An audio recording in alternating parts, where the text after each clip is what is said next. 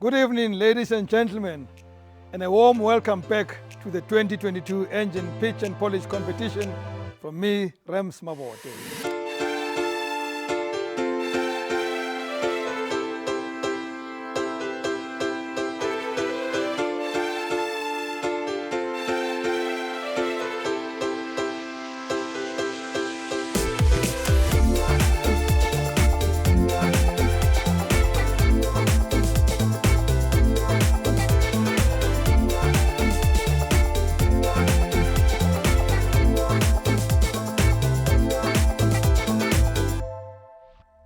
We were sad to say goodbye to Mohamed Bulbulia and Sonabile Daza, but excited to see Lakim Nigati and Claire Lewis go through to the next round. In tonight's episode, we'll be seeing the first two contestants from the Green Group pitching to our judges, Bulela, Alan and Alon. And if I may say so, this year our judges are taking no prisoners. The contestants have been getting a major grilling after their pitches, and some of those follow-up questions have been brutal. If you want to see how our contestants were feeling when they came out of the furnace, the pitching arena, all of those post-pitch interviews with me are on the Pitch and Polish YouTube channel. Now, last week, I told you we'd be finding out a little more about the learning our contestants have been receiving as part of the Engen Pitch and Polish competition. Here to tell us more about it is our fabulous learning facilitator, Yasmin Ali. Thank you, Rams. I'm very excited to be back for this year's Engen Pitch and Polish competition and to be working with such an amazing group of contestants. Tonight, I'd like to talk to you about the product. Now, when I say product, I'm including services and even skills or a mixture of all three. Whatever you're selling, your client is paying you for a solution, and that's what we call a product. Before you tell your potential investor about your product, you first need to convince them that there is a genuine problem, pain, or opportunity in the market, and that it is significant. After identifying the problem or opportunity, it's time to move on to your solution. You should be considering two significant factors when you are developing it: the size of the market and the price the market is willing to pay. Remember, an investor wants to see pricing that is sufficient for your business to generate a profit. The next thing the investor will want to know about is your product market fit. Now is the time to tell them how your product works and how it solves the problem along with its reliability. You don't want to get bogged down in too many technical specifications though. Keep it to a short summary with a clear link to how you are solving the problem. You may consider including a visual demonstration of some kind, but bear in mind that you are not trying to get your investor to buy your product. You are trying to get them to buy into your product. Unfortunately, that's all we have time for in this episode, and we haven't even got to one of the most important parts, your unique selling proposition or USP. But don't worry, you can head over to the Pitch and Polish YouTube channel to catch the second part of this pitching lesson there. You don't want to miss it. Back to you, Rams. Thank you, Yes. Undoubtedly, these learning sessions, along with the individual mentorship by Race Corp guides, are what really set Engen Pitch and Polish apart from other pitching competitions. Our contestants are receiving really meaningful support to hone and improve their pitches. And I hope you are taking something away from the learning insights too, because I definitely am. With the learning done, it's time to meet our first contestant from the Green Group. Introducing Palestine, the co-founder of Agricool and the third contestant representing KwaZulu-Natal in this year's competition. Let's see how she does. Hi, Palesa. Hi everyone. How are you feeling? Good, thank you. You're feeling good? You're feeling strong? Good. Okay, Palesa, 5, 4, 3, 2, 1. Pitch and Polish. Hello, beautiful people of Pitch and Polish.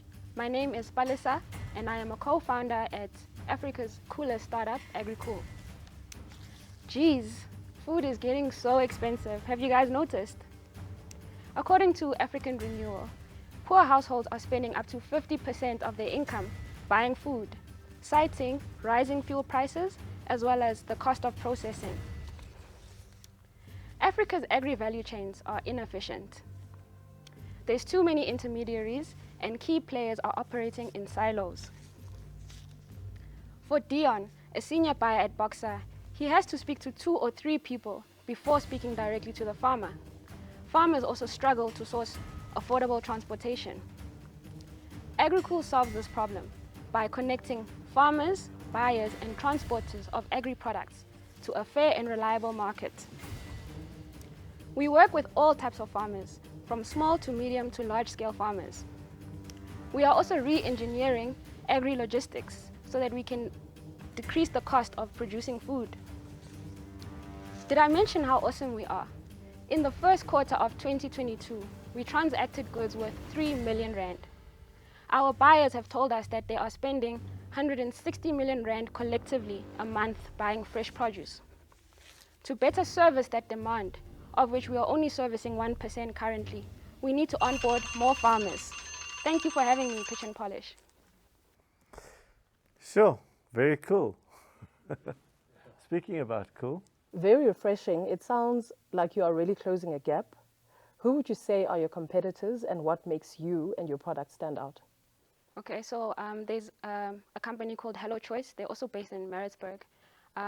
They are relying heavily on the online platform, and we've spoken to farmers, and they've complained that it's not personal and it's not personal enough, and also they put their product on the platform and they don't sell it. Whereas we have excessive demand, so if you work with us, you will definitely sell your product if it's good quality. And what would you do with the funds? With the funds, so we need runway for another, this money would be runway for another 6 months, and also continue with farmer acquisition, because that's our big challenge, meeting our demand with supply. can I pick up a follow-up question from that?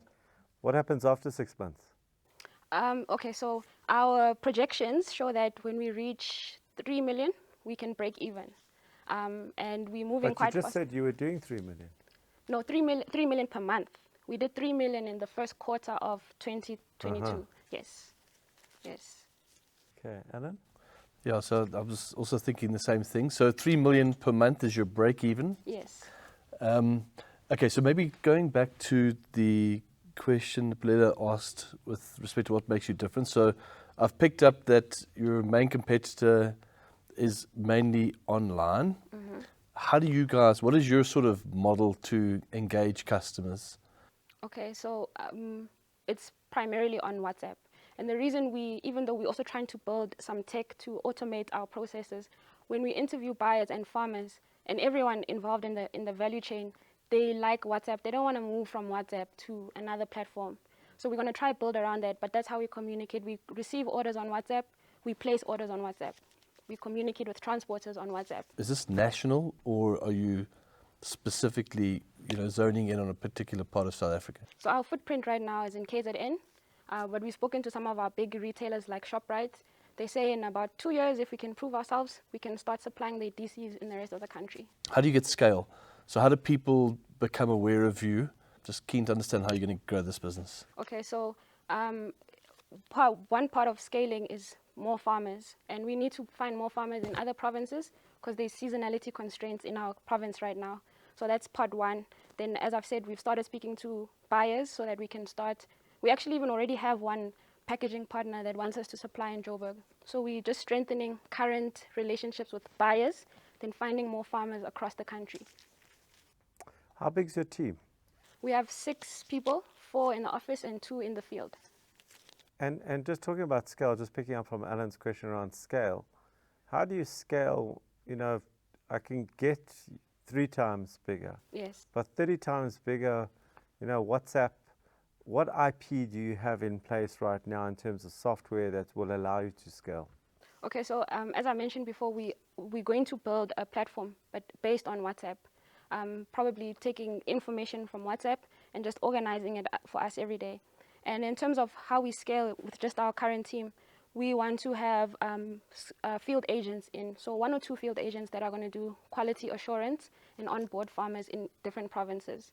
So if we have 2 in maybe 3 different provinces, that's how we scale. We don't want a full another team in a different province.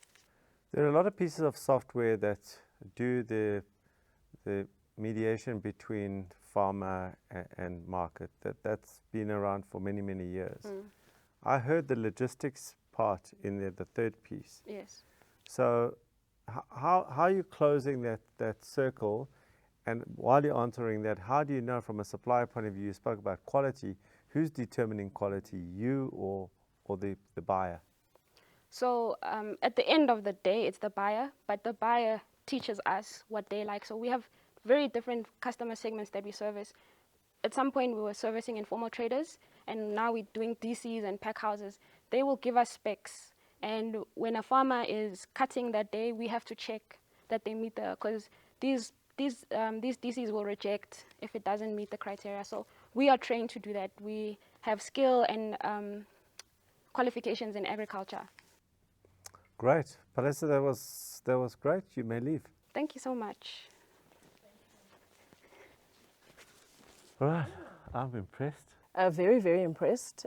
She was very comfortable, very confident. She answered the questions, understood the clarifying questions that were asked and answered them well. She also included the numbers in her pitch, which was great, so we didn't have to pry further on those. And you? I love her. I think she's fantastic, eh? She's got like such a great demeanor. There's like a humility about her, but there's a confidence there. And I think, I mean, the one question I would like to have known the answer is, when did they get cracking with this? Because, you know, they've done 3 million rand in the first quarter of this year. I mean, I know it's going to take a while for them to get to the break-even point, but it's a type of business that you really hope is going to be able to see it through, because I think with her type of energy and persona behind it, she'll make it happen. Yeah. Yeah, I'm also, and the storytelling was phenomenal. Yeah. Love that. All right, let's start marking. Well done, Palesa. I truly feel that you did well. How do you feel? I feel good. I was a bit nervous, but I think a lot of stuff that I didn't get out, the judges asked me anyway, so I got everything out at the end. It did seem though that by the 90th second, you had almost reached the end of your presentation. Yes. So there was a lot of almost preparation on your side. Definitely. What was the one part where you felt, I'm losing it?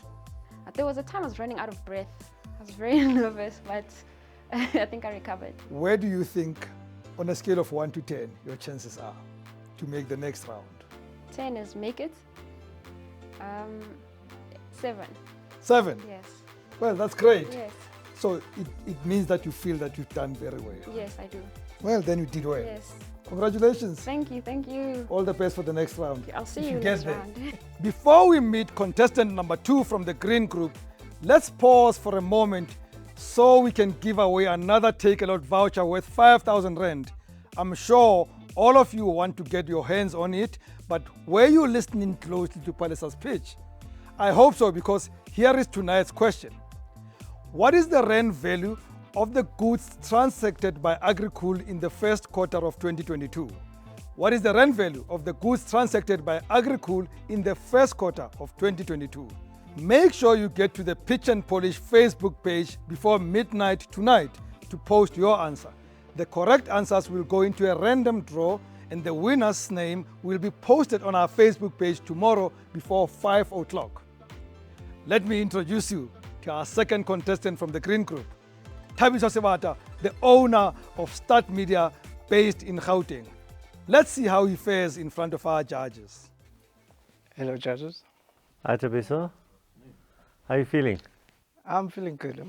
Excited. Thank you for the opportunity. Okay, and you know it's 90 seconds. Yep. Great. Tabiso, 5, 4, 3, 2, 1. Pitch and Polish. Hi, judges. My name is Tabiso Sibata from Kasi Images. I have 15 years experience in the publication space. I was a graphic and web designer. And the biggest frustration that we've had in this industry is that we are not finding those authentic South African images. We've searched around, we've been to Shutterstock and all the other competitors, and all we get is American looking or European looking, especially African pictures. So we came up with our own. We wanted to close that gap. One of our clients is Soul City, and during the 2020 lockdown, they asked us to go and look for an image of a mother and a son been given medicine. And because we couldn't go around, I asked my son and my maid if they could model this. So I took the picture, sent it to the client, and the client was impressed with my image searching capabilities. So I saw the gap. So we are offering a subscription from free to bespoke. We also are targeting clients that are in the design agencies, marketing departments. We want to move from the 2 clients we currently have to 20 by end of 2022. We want to have 10,000 images by end of 2022. And then from that 650 that we are going to win, we are going to use 340,000 of that to have... Finish that sentence. To have 40 shoots, which will give us the 100 images. Great. Let's start with you, Bolela. Thank you. I'm so glad someone is looking to close this gap. It's a frustration I know very well. Can you talk to us about how you are going about targeting the potential clients that you would want to know about your business? Obviously, up to now, I haven't known anything, and I would have loved to know about your business to get rid of the frustration that I've experienced as well. Yeah. So at the moment, we're inviting creative directors from different industries, especially in the advertising space, to come for every month. We host them at our venue. We pitch, and then we ask for briefs from them. So in other words, we want to know what is your wish list. And then we take those images and then load them up and then go back to them and say, you know, you were looking for taxi drivers, here they are. You were looking for go-go's selling food in the streets, here they are. So we are trying to make sure that we are hitting the mark. Okay, thank you. Anna? Great, thanks. I mean, even as a banker, I can appreciate what you're doing here because we're often looking for stock images ourselves, and so I can resonate with the gap that you're filling here. So mine is sort of more numbers-related question. What are you going to do with the balance of the money? So I think you spoke to the first 340,000, and then what can you tell us around how you're trading presently? Are you making? You know, you've got 2 customers, as I understand it. When do you sort of get to that break-even point? So I just want to get a sense of your sense of the numbers within this business. To answer your first question regarding the balance of the amount, which is 339, we're going to put together a sales team. We know that the biggest cities that offer advertising, that host advertising agencies are Johannesburg and Cape Town. So we need a salesperson here in Johannesburg and in Cape Town. So that will cover the sales team. And we're also going to do a lot of aggressive online marketing just to make sure that the word spreads. We want to also beef up our equipment for making sure that we're getting the right lighting and everything that is needed to get that perfect picture. And we also are going to maintain our app, which is running on eQuid. So it will pay off the annual subscription. And then when it comes to the current clients, the 2 clients that we have, it's Soul City and Heartlines. They're very big on resources. So anytime they need to take out a magazine or make sure that they have their work out there, they call us for a bespoke. So currently we've only done commissioned work. So we've been taking the shoots. So they would say their theme is a family. So we'll set up the whole family. It's too much detail. Okay. Have you got a follow-up? Just want to know how much are you making through this business So it's now? 30,000 a shoot. We've had 6 shoots so far. Yeah. Okay, and you started when? In 2020. Okay, great. Got you. Thanks. Tabiso, the 2 clients you mentioned are also related. I know that. So you actually got 1 client with 2 brands. So you spoke about getting more clients. You spoke of the salespeople. I'm just thinking about, but why not you? Why wouldn't you go out and sell? I think I need people on the ground to invite these people to our events. That is where I'm going to sell the vision and be able to get them to buy into our subscription. And how you spoke about 10,000 images? How are you going to get to 10,000 images? So with the prize money, we've broken it to 40 shoots. So that will give us 250 images per shoot, and that will meet the target. Okay, and then how you spoke about the app. I just need, how are you delivering this to the public? It seems like your model is B2B versus B2C. So I'm just trying to, if you're going to sell to Bulela, who's, you know, in a marketing role, sorry? Wouldn't that still be B2B? That's B2B, right? So that I get is sales, right? So that's a B2B, I get that. But then you've got an app. So that's a B2C in my mind. So just explain what I'm missing. So Equid gives you two options. You do have the web presence and you also have an app option. So if someone is maybe just doing a brochure, is a graphic designer at home just doing their own thing, they can download that image easily. Or if it's someone who's sitting in an office, they can just use But the how are you website. going to tell them about your website, about your app? That's where the online marketing comes in, because we're going to target people who are searching for those particular images. Tabiso, you may leave. Thank you for your pitch. Thank you. All right, what do you think? So I like Tabiso too. I mean, I know I work very closely with our marketing environment, and we battle with getting appropriate images. So I think I can identify with the market need. I guess the only bit that I'm not convinced by is whether he's got the right strategy of making sure he's taking that, he's meeting the demand that's out there, because I think the demand is big. And I guess the challenge with an entrepreneur like this is being able to sort of reach that market and produce the scale that I think the market needs. But I mean, he's got to start somewhere, and he has already. Absolutely. Which I think is fantastic. And so I really like it. You seem to like him. I as well. do. I actually would like to use them today if I could, on some briefs that are in the system where we can't find relevant images. So I'm really bought into the product or service because it is needed. There's a definite gap for it.